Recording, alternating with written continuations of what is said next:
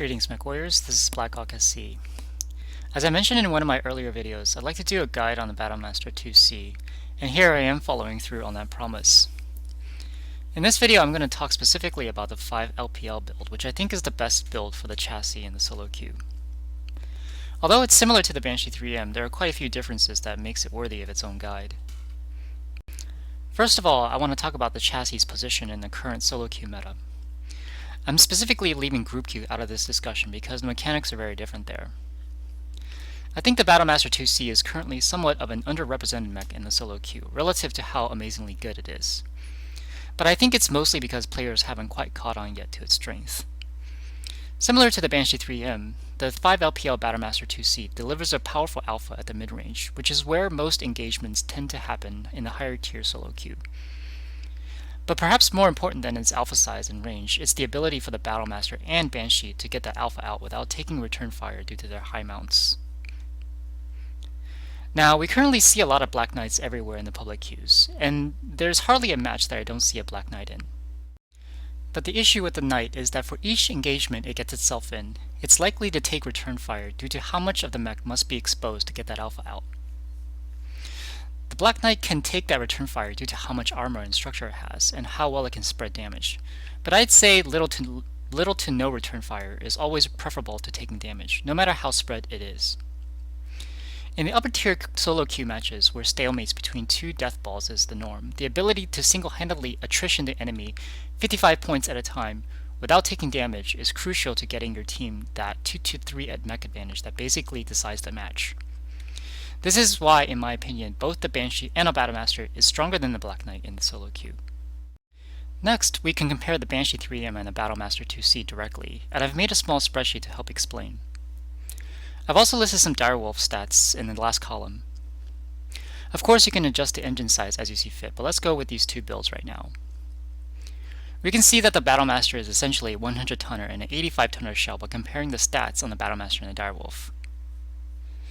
This means that if you make a mistake or if return fire is unavoidable, it can take a bit more damage than the Banshee. It's faster and more agile, meaning it can avoid or spread return fire better than the Banshee through faster torso twisting and faster reversal back into cover. Where it does lose out against the Banshee is how much damage it can put out in a shorter amount of time due to its lack of heat gen and cooldown quirks and one less DHS. However, in a stalemate situation as I described earlier, I'd rather have the toughness of the Battlemaster to win my trades or get free trades than the somewhat greater offensive output of the Banshee. In that situation, no one's making a push. You have time to cool down, making things like heat gen not quite as important. In the group queue, the math will be quite different depending on what team you play with. For example, if your team plays very aggressively, heat gen is really going to help your DPS. But again, I'm limiting my discussion to the solo queue only, where you're really relying mostly on yourself. Given all of this, I think the Battlemaster has a small edge over the Banshee in solo queue matches. So just how strong is the BLR-2C anyways? Well, individual results will vary, but this is the end of round screenshot from the second match I played with the chassis. Unfortunately, it wasn't recorded, but this was done without any efficiencies unlocked. In my first match, I did something like 850 damage with a couple of kills, but the team fell apart early in the match, so it wasn't enough to unlock any skills. I can honestly say that I haven't done anything like that before on just my second match on any chassis.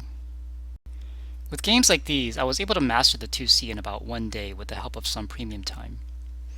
Throughout these matches, I didn't really keep track of any stats, but I had an idea that the numbers were pretty good. So after 20 games, I checked the stats page and was blown away by these numbers. The win-loss was a 5.67 and my KD was 14.25. I was also averaging 812 damage per match. Those are some pretty insane stats, and although they're obviously unsustainable, I think it can give you a sense of just how strong the chassis is.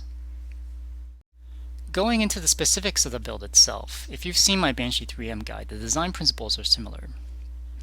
We leave minimal back armor because you should be positioned near the middle of your friendlies or a bit off to the side, so you should not be attacked from behind. Be aware of your team's rotation. If they decide to move, you should avoid getting left behind. Be very aware of the enemy's rotation as well. If you see an enemy push on one direction, rotate to the opposite direction. You should not be the first mech the enemy sees when they rotate onto your team. Although it's a fairly tanky mech, you don't have the heat capacity to stop fresh brawlers from ruining your day. At the beginning to the middle of the match, try to get a sense of where the enemy is positioned, and if they're within 550 to 500 meters, begin looking for poke opportunities using your high mounts. Ideally, you're positioned near a ridge such that you can shoot with minimal exposure, but corner peeking isn't a bad idea either.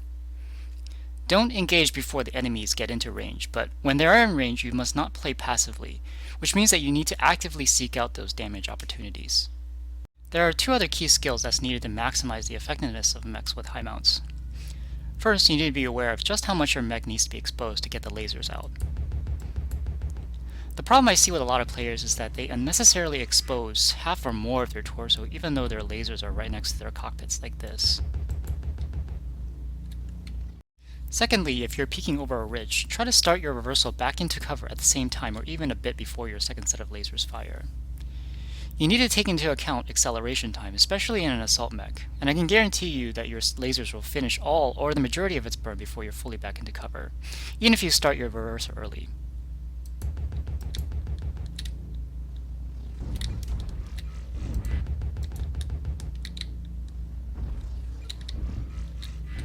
These two skills I think are best practiced in training grounds. It's perfectly normal to forget to do that sometimes, and I sometimes forget that as well. It's not a natural thing for most players, but try to keep that in mind. Okay, here we go into the gameplay portion of our guide. I was going through the recordings of the Battlemaster 2C as I was leveling it, and I wanted to pick out a match that wasn't exactly a steamroll, which actually goes and demonstrates the both offensive and defensive capabilities of the Battlemaster 2C. So here, what you will notice is that our team is playing extremely passively here. And this is what I mean, like in solo queue, you're very dependent on yourself to sometimes having to carry the match. And we also have one guy who's disco over at Echo 1, as indicated by that yellow triangle there. And so even though I'm already moved up to the center of the map, our team is still kind of not moving from there, not moving away from the base. So here's a case where we just have to do more on our own. We're going to look over at that Delta 3, Delta 4 side. I believe most of the enemies are actually going to be on the left side based on where our team is positioned. They're looking over at that direction, but I'm going to look over at Delta 3, Delta 4, see if I can get to the middle of the platform and get an angle on that, on the enemy position. But I'm going to poke extremely carefully over this ridge here. And this is the reason why you want to peek extremely carefully in case you have enemies who are unexpectedly there. We were minimally exposed, so we didn't take that much damage. And because it was a 2v1 situation, we're going to get out of here. We're not going to try and engage that two mechs at the same time here. So we're going to move up to the left side of this platform. And again, we still have just 5 mechs up front. Team is just extremely passive and not moving up at all. And here we can see the high mounts being used on that Banshee. We got a pretty decent alpha on the CT of the Banshee. With the Hellbringer, I like to usually take out the left torso. You can see that it was like a AC laser build. So even if you take out the left torso, it's removing that ECM. It's removing like half of its weapons. And the Shadowcat is kind of challenging us here. Even though we have good shots on the Shadowcat, we want to be careful of overheating. So we're not going to, pursue that super aggressively to make sure we're not going to overheat. I already overheated once, but.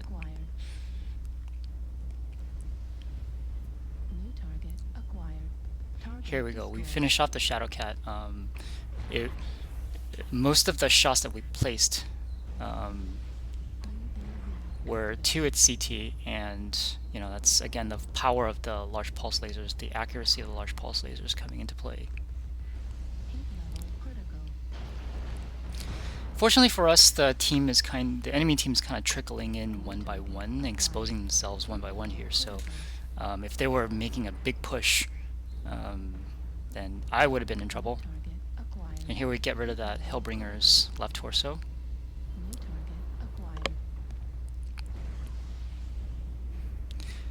So it's kind of fortunate that the enemy team was also playing somewhat passively as well.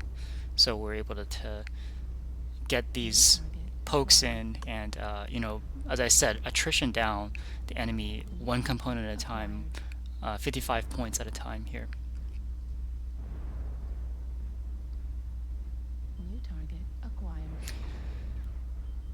Now for the Shadowhawk over here, most Shadowhawk builds right now are XL engine builds, so we're going to go for that left torso. And the left torso is where, even if it was running a standard engine, that's where most of the big weapons are located, on the left side. So we're going to continue working that left torso. So the Hunchback, where again the large pulse lasers coming in, and the high mounts really coming in as well. We're putting most of the shots on the CT, and we're able to finish it in a couple of salvos. And now we know we have an Atlas on the right side and the Shadowhawk on the left side, so we're going to try to position here to isolate ourselves from one of the mechs, because I see that the Atlas was very hurt, so I want to get a shot on that Atlas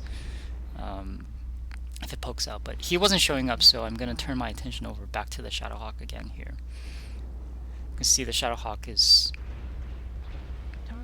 and here it goes, and there goes its left torso.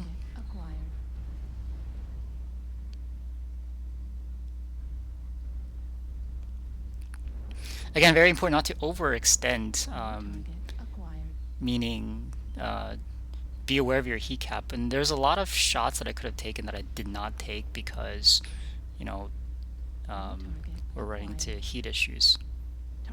Here again, we can see working those high mounts, trying to be minimally exposed while trying to kill that Hellbringer over there.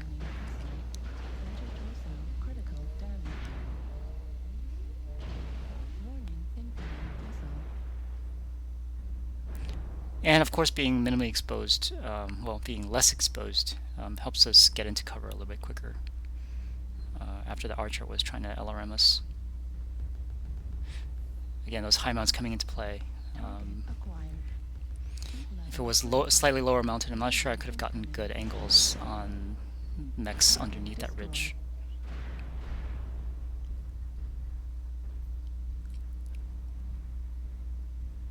Okay, so someone else finished that Archer, and we have one mech left. We got shot from behind, and unfortunately for that Banshee, he didn't put it in the right location. He put it in the left rear torso, whereas if he put it in the center torso, I probably would have been dead. But we were lucky.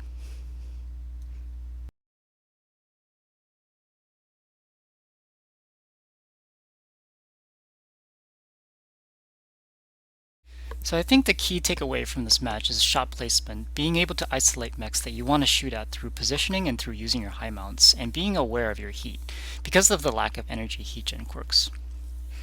If you can imagine yourself in some of those situations in a Black Knight, for example, you would have taken much more damage and could have possibly died by the middle of the match. Well, I hope this was helpful, and maybe we'll see more Battlemaster 2Cs on the field in the future, because it's such a great mech. If you enjoyed the video, please give me a thumbs up and make sure to subscribe for more guides like this one. Well, see you next time.